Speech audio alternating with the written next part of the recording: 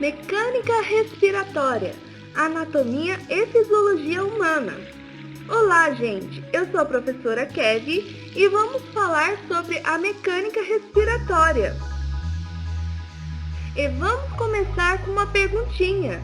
É importante respirar? Lógico, senão a gente morre.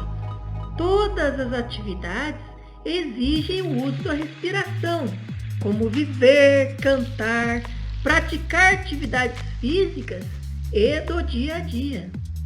Exatamente! Mas você sabe como acontece? Não. Então venha comigo aprender. Para entender como acontece a mecânica da respiração, também conhecida como mecânica pulmonar, a gente precisa entender primeiro dois conceitos básicos e importantes: inspiração e expiração. Inspiração pode ser considerada como a entrada de ar nos pulmões. Expiração é a saída de ar dos pulmões.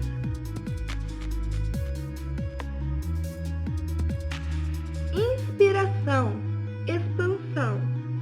Diafragma. Ele é uma fina camada de músculo em forma de cúpula que se insere nas costelas inferiores. Quando ele se contrai no momento da inspiração, o conteúdo do abdômen é forçado para baixo e para frente, aumentando a dimensão vertical da cavidade torácica. Da mesma forma, as margens costais se elevam e se movimentam para fora, aumentando também o volume do tórax. É o músculo mais importante da respiração. Quando contrai, inspiração. Quando relaxa, expiração. É interessante saber que o músculo diafragma é essencial para que a respiração aconteça.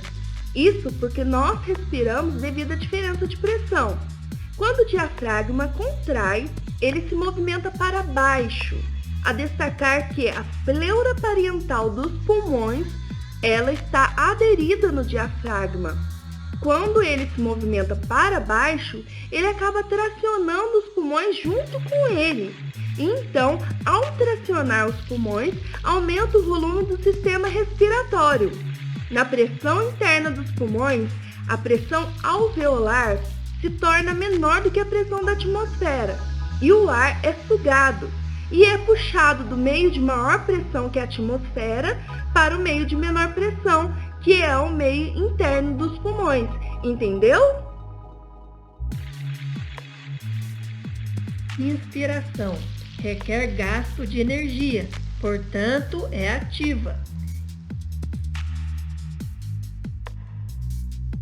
Ainda na inspiração, os músculos intercostais externos, quando se contraem, promove um movimento em alça de balde das costelas, levantando as costelas para cima e para frente, aumentando assim os diâmetros lateral e antero-posterior do tórax.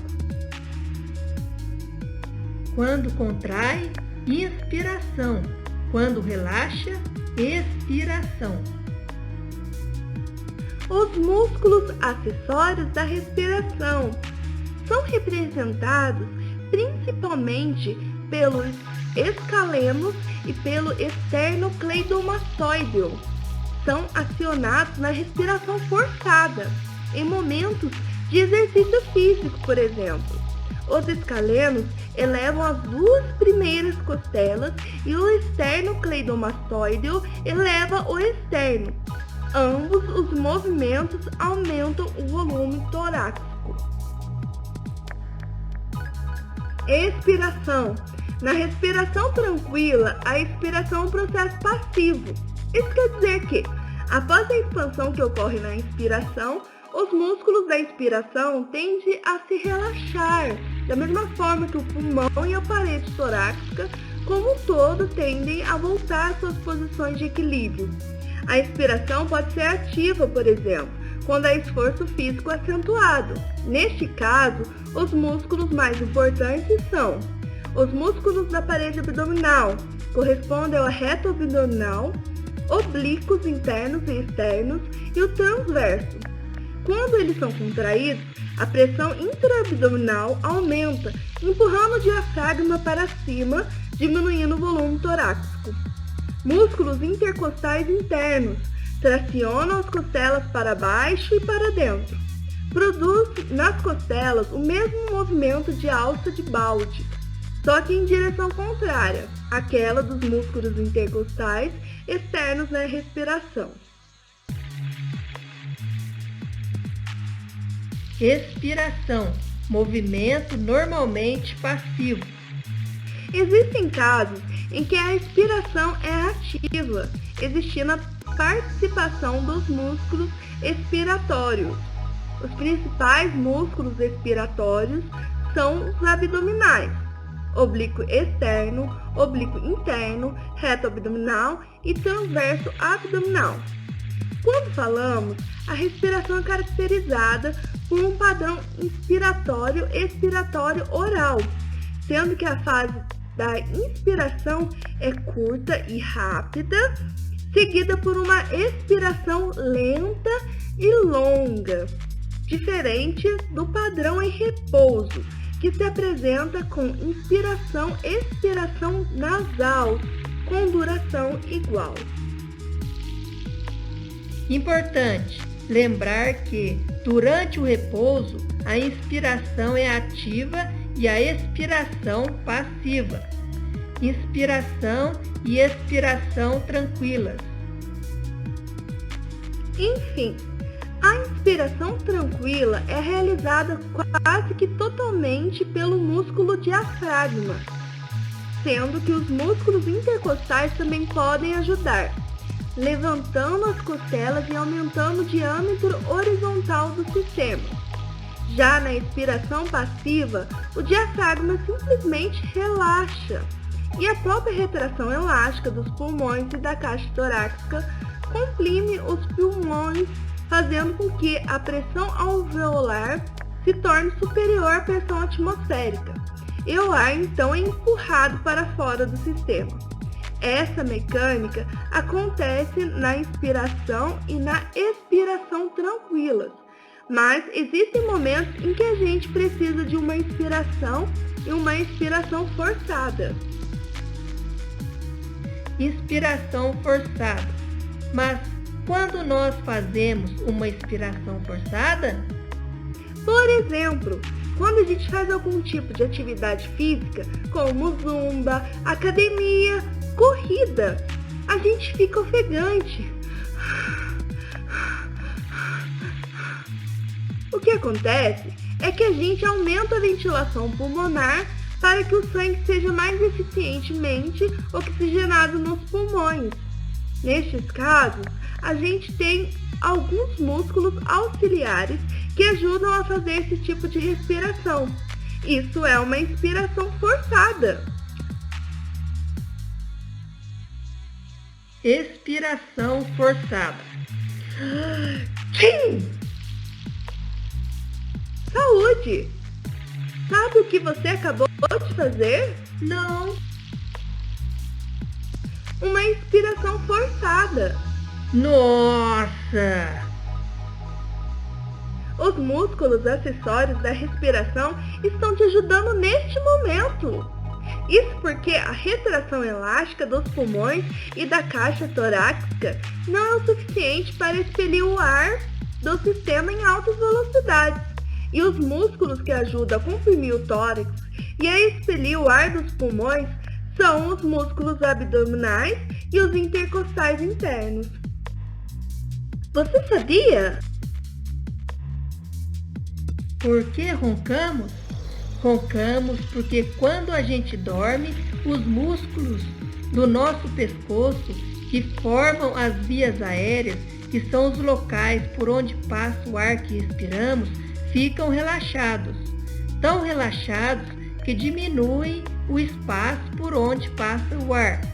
Esse espaço fica tão apertadinho que quando o ar passa, provoca um ruído. A gente respira enquanto come? Para respirar, o ar pega a via mais fácil, a laringe, que fica mais perto e é mais larga. Na hora de comer, a língua fecha a epiglote que interdita a laringe. Por que soluçamos? O soluço é causado quando o diafragma, músculo que separa o tórax do abdômen e responsável por nossa respiração, tem um espasmo e provoca o fechamento da glote, uma estrutura localizada na laringe. É ela que provoca os sons que produzimos. E é por isso que quando a entrada do ar para os pulmões é prejudicada pelo seu fechamento, emitimos o som característico dos soluços.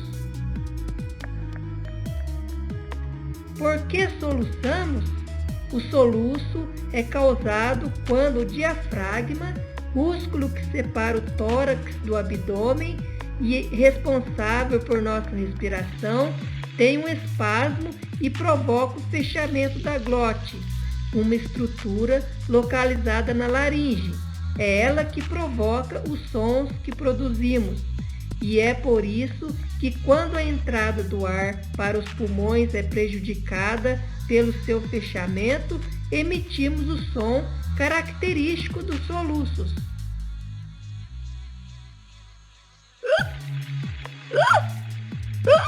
Bu! E se eu te der um susto? Para? Será que é só uma simpatia? Na verdade, não. Um bom susto é capaz de liberar adrenalina suficiente para resolver a crise, mas não é a mais indicada.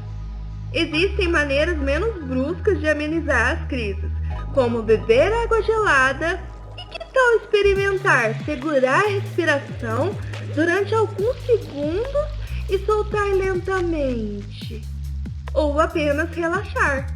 Fica a dica! Os nossos pulmões, eles possuem uma retração elástica. Eles conseguem se manter sempre abertos e não encolhem dentro do nosso tórax devido à presença das pleuras. A pleura parietal fica aderida à parede do tórax e ao diafragma, enquanto a pleura visceral ela fica aderida à parede dos pulmões. Entre essas duas pleuras existe um líquido, o líquido pleural. Como existe o líquido pleural entre as pleuras, acaba existindo uma leve sucção entre elas, uma leve pressão negativa entre as pleuras. E é essa pressão que mantém nossos pulmões sempre abertos. Quando eles estão em repouso, depois que o ar da atmosfera entra no sistema respiratório, ele chega até os alvéolos, onde vai do alvéolo para o capilar sanguíneo, através da difusão, ou seja, do meio de maior concentração, que é o alvéolo, para o meio de menor concentração, que é o sangue. Hematose. Neste momento, temos um processo muito importante, a hematose, onde acontece a passagem do dióxido de carbono no sentido inverso do sangue do capilar sanguíneo para o alvéolo, para depois ser exalado pelos pulmões. O gás carbônico também passa do sangue para o alvéolo através da difusão, porque ele é mais concentrado no sangue e menos concentrado dentro do alvéolo. A hematose nada mais é do que a transformação do sangue rico em gás carbônico para o sangue rico em oxigênio.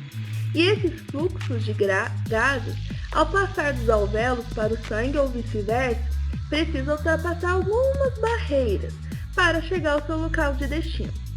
Essas barreiras são as paredes do alvéolo, epitélio alveolar, um espaço intersticial que fica entre o alvéolo e o capilar sanguíneo, e a parede do próprio capilar sanguíneo.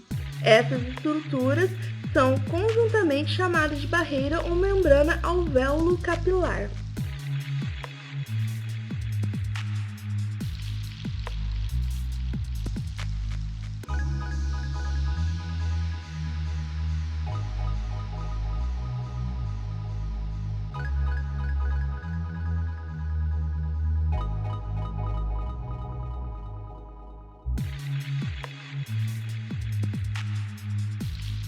Hora de revisar. A inspiração é a entrada de ar nos pulmões. A expiração é a saída do ar dos pulmões. Nós respiramos por diferenças de pressão. Quando contrai, inspiração. Quando relaxa, expiração. O diafragma é essencial para a respiração, porque quando ele contrai, ele rebaixa, tracionando os pulmões e fazendo com que a pressão alveolar fique menor do que a pressão atmosférica. Dessa maneira, o ar é sugado para dentro do sistema. Na expiração, o diafragma simplesmente relaxa e a retração elástica dos pulmões acaba fazendo com que o ar seja expelido do sistema. Já na inspiração e na expiração forçadas, outros músculos auxiliares acabam atuando. No caso da inspiração forçada, nós temos os intercostais externos, o serrátil anterior, os escalenos e o esternocleidomastoideus. Os músculos que auxiliam na expiração forçada são os músculos abdominais e os intercostais internos. A hematose é a oxigenação do sangue nos alvéolos pulmonares, onde o oxigênio passa do alvéolo para o sangue através da difusão, da mesma maneira que o gás carbônico passa do sangue para os alvéolos pulmonares.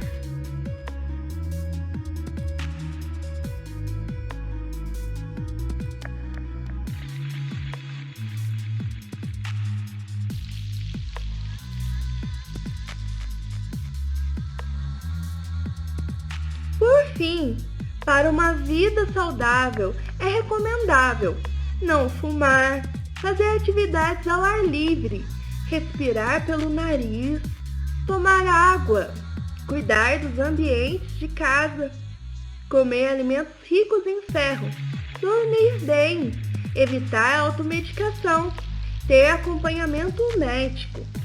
Uma respiração profunda e saudável controla a ansiedade, alivia o estresse, melhora os problemas de insônia, reduz a pressão arterial, diminui dores lombares e produz uma sensação de bem-estar. Que tal respirar profundo por alguns minutos?